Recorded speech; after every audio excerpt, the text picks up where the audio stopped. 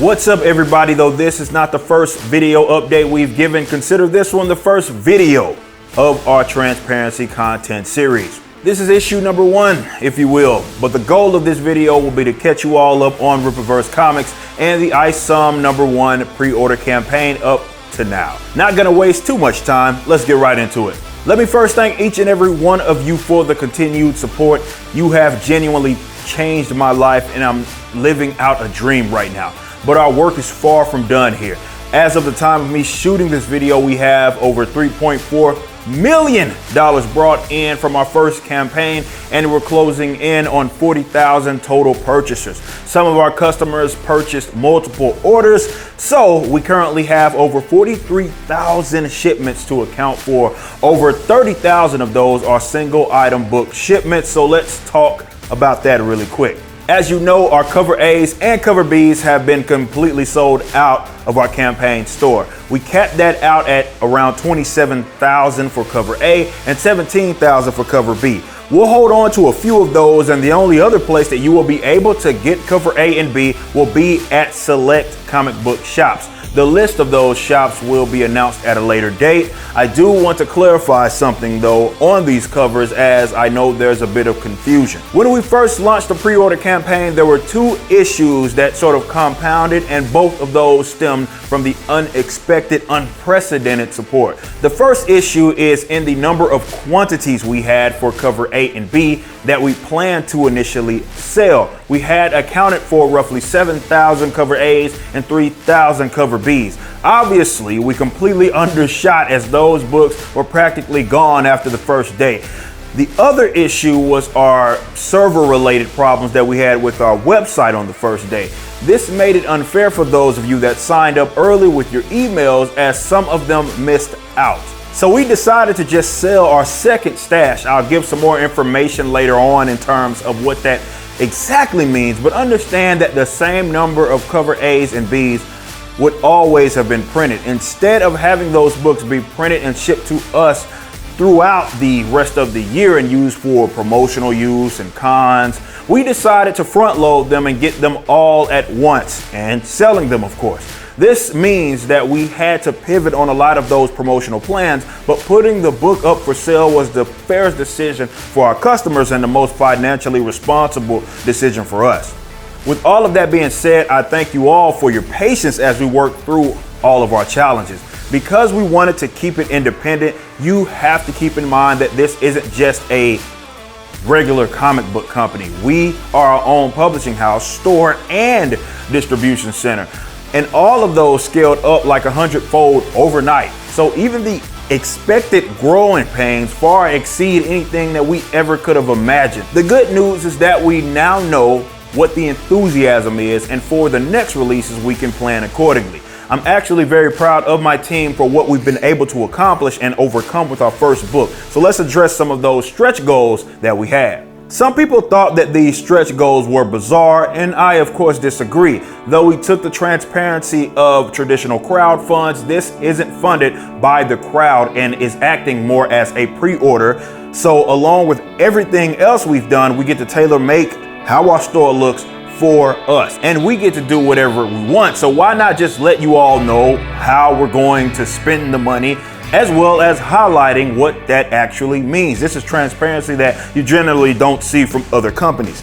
Of course, we were not expecting to obliterate all of the stretch goals within 30 hours. First was putting the industry on notice. A creator comes through and makes $125,000 on his first comic book campaign, certainly will get people to pay attention.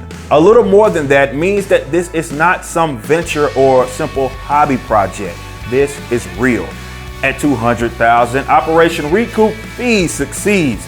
Though 100K was our initial goal, I put double that into actually starting this company. That includes my lawyer fees as well as the initial products that we purchased, as I was the sole investor here. Next were the inventory purchases. This applied to our merch count and not the books. Remember, we had a bunch of products purchased before we ever went live with this campaign. At 400K is the fan art contest that we'll announce and give the rules very soon. At 500K, we added a new merchandise item, and the question mark item is yet another merchandise item. Those two merchandise items were the Rippaverse hat that I'm wearing right now, as well as the highly requested black Yaira shirt. At 700K, we said we would buy a cargo van. Now, I thought that would be the easiest thing to do, but apparently finding a new cargo van that's worth a damn like a Ford Transit is not easy at all. My band has a Mercedes Sprinter already, and I'm trying to avoid getting another one of those. Those are the only things that I can find around the DFW. And considering the issues that we had with that Mercedes Sprinters, or currently have with it, I wanted to avoid that. We want to use this to move product, but a special order is going to take 8 to 10 weeks in terms of its waiting time, which we can't afford to do right now. We'll keep looking at our options there. The next stretch goal is guaranteeing at least 2 more campaigns by the end of the year. This means that we will at least announce 2 more campaigns by the end of the year. Preferably both of those will be launched, but we can promise you at least one of those will be launched. Keep in mind that we want to keep making bigger books. This first book is 96 pages. We want that to be our theme, let's say that. And of course, the $1 million stretch goal was the reveal of the team that's part of this next project. We're preparing those assets for you right now, and we're going to let you know that soon. But the 900K goal is by far my favorite, and I want to go into detail about that. I'm not a cheap person, but I am someone that has to justify the spending. I'm not just pocketing the money that you all have used to, of course, pay for these products. Most of it gets reinvested into the company, and you guys have no idea how many people that you've made happy. The Rippaverse team is full of rock stars. Most of them had already been working for me day to day, doing various part-time work, but every single one of those part-timers have now all accepted full-time roles, and they're being paid well for them. We would not have been able to get through this month, especially on the back end, without my team, and I'm beyond grateful to have them here. And our team is going to continue to expand. We still have work to do. Speaking of, I've been working nonstop myself. We have our office set up in our warehouse, and it allows me to tend to the work on my PC if need be, and then doing various chores around the warehouse. Let's head there, and I'll let you in on what we're doing there. So, we're here in the Rippaverse warehouse. We've had our share of challenges, of course, here. We have been working non-stop. As you guys know, everything scaled up like crazy, and we had to sort of meet up with that demand. And the team that we brought up here has been fantastic. I ended up bringing one of my closest buddies, and Brandon, as the operations manager. He's helping out with a lot of what we're attempting to do here. And really what we're going to be spending August doing is preparation work. You know, we want to go into September starting the fulfillment process, but in order to do that, there's a lot of other foundational work and stuff that we have to actually do. It's not as simple as, hey, grab book, send it. It's a process. We want to make sure these books stay in high quality, just like we paid, you know, in terms of the premium to get them. So what we're spending right now is, we just got the racking system. Everything got in there earlier in the kind of the middle of the month, last month in July, and you know, we got pallets and all that stuff of all our different tubes that have our posters in there. We're racking some of those so we can prep. Certainly as those orders starting to come in, we won't need all of these immediately, but certainly as we go into the fulfillment, we want to make sure we have all those on deck to make it easier on the people that will be packing you guys' orders, which is going to be including me. So I've been, of course, getting those pallets in. We put them on the rack if we want to put them on the rack, but a lot of them, of course, are getting off the pallets, and we're putting them on all of our shelves. In addition to that, preparation work and just getting everything ready. Now that we have our racking system and everything, supplies is a big part of it as well. Yes, there's been supply chain issues that pretty much has impacted in every single industry. We've gotten plenty of bags, we've gotten a bunch of boards, but still we don't have enough, even though we have on an upward of 30,000 certainly of those. To put that in perspective, we're well over 50,000 in terms of how many books that we've already have accounted for. So we get those supplies, and we're again trying to prep. Some of that in terms of what we're doing is like right here, we have all of our totes, and we're bagging and boarding all of the books, and we'll be spending pretty much the entire well, the vast majority of August doing that. And here we have a bunch of you guys' concept art books. Shout out to all of you guys, about almost 2,000 of you guys that got in on it.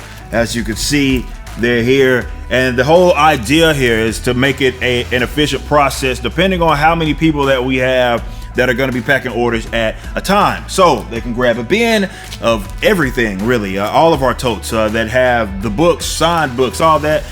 Get one by the little station, and that way they can see what you guys got, put them in the boxes that they're going to be in, and then we can get them out to you guys. So we're spending a lot of time bagging and boarding. You can imagine how many of those with that's right here. You got about 2,000 books right here, just alone for the concept art books. That took like what, 4 totes.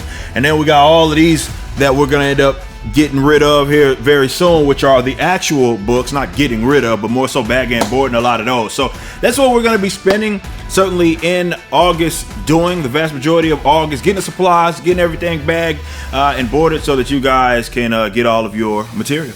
So let's now address fulfillment. As to be expected, there are some changes due to the unprecedented growth. Imagine going in thinking 10K books would not just get me through this campaign, but get me through the end of the year. And then we have this situation where we have a 75-day pre-order campaign. We're not even halfway there, and now I'm needing to account for over 50,000 books. But since we front loaded that second stash, that means our printers had to ramp up their production. My apologies to all of those that we probably skipped in that line. The supply chain issues going on throughout the world has impacted our industry in the form of paper shortages. Our books are printed all here in America and are great quality. So obtaining the paper was quite the task, on top of adding the cover C's. We almost have like 70,000 books on the way, and we hope that will take us through the end of the year for Isom 1. The start date of fulfillment will be determined when we know the exact date that the second shipment will arrive. Our printers have given us a range that is as early as the last week of August and as late as the 19th of September, that being the latest, of course. We could have already sent out some of the first orders, but please look at it from our perspective in terms of business. Most of our orders far exceed the stock that we already have. This means if we started sending them now, there's a possibility there could be a significant gap before the rest are fulfilled. This means that the story would have been spoiled along dozens of other things. We know that the fandom is part of the fun, so we'd like for people to receive their orders around the same time. Of course, all of the shipments won't go out in one day, but we'd like them to be relatively close to one another. Still, your items will be shipped in the order that it was placed, so order number 1 will be the first order that goes out. This also means that we're not gonna start shipment when we get those items. It's just when we know the exact date, we'll probably start a couple of weeks then getting the first items out of the door. That way we get them and we're already getting them boxed and shipped to you all when we have that second stash. The good news is, considering our scale up, we needed August anyway to get our infrastructure in place. There's so much other foundational work that we need to address that only comes with experience. It also gives me time to use that stash that we have to start signing. I have 7,500 cover A's to sign, 3,300 cover B's, and 2,300 cover C's. So using most of August to get ahead was the right call anyway, and we appreciate your patience. And finally, let me address the elephant in the room regarding PayPal. You may know by now that PayPal is withholding access to our funds. There's currently $1.29 million that we don't have access to at all. And as I've said before, this has nothing to do with pre-order policies. We still will not get the money even after sending you your items, even if you do a confirmed receipt. The money is in what is called a reserve. If this stands, we will not be able to access our money until September 28th. And even then, we're not gonna get it all at once. It will roll for weeks after that. We've cut out PayPal as a processor altogether, and we will not be using them in the future. I apologize for the inconvenience to all of our international customers that requested this be used, but we'll have to find another option in later campaigns. Again, this does not impact your orders if you use PayPal. You'll still get your items. And our lawyers and I, of course, have been doing some digging for weeks, and we're gonna get this addressed. Well, that's gonna do it for our first video in our content series. Stay on the lookout for more updates and announcements, especially with the fan art contest. If you have any questions for us, you can fill out our contact sheet. But if you have some issues with your orders, fill out that help beacon on our website, Rippaverse.com. It's time for me to get back to work.